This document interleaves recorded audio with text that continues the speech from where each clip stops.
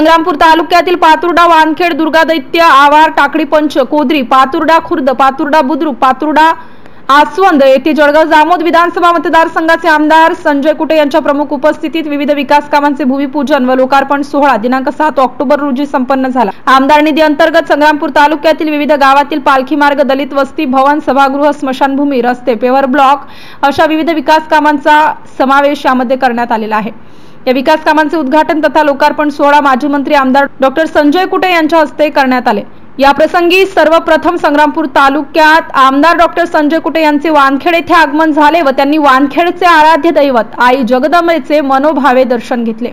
भाविकांसोबत फराळ केले, महिलांसोबत रामायण कथन केले व नंतर पुढील इतर गावातील भूमिपूजनास प्रारंभ केला। यावेळी उपस्थित ज्येष्ठ नेते सत्यनारायणजी चांडक, भाजपा तालुकाध्यक्ष लोकेश राठी, जिल्हा परिषद सर्कल प्रमुख भारत वाघ, माजी जिल्हा परिषद सदस्य ज्ञानदेव भालसाकडे, सुभाष हागे, राजूबापू देशमुख, संतोष लोणागरे, विशाल चांडक, पंचायत समिती सर्कल प्रमुख पवन पालीवाल, अनंता तराळे, गणेश गांधी, आशिष बदरखे, निलेश घायल यांच्यासह तालुक्यातील भाजप कार्यकर्ते व ग्रामस्थ प्रामुख्याने उपस्थित होते। MCN न्यूज मराठी करिता रवींद्र शिरस्कार, वानखेड, पातुर्डा।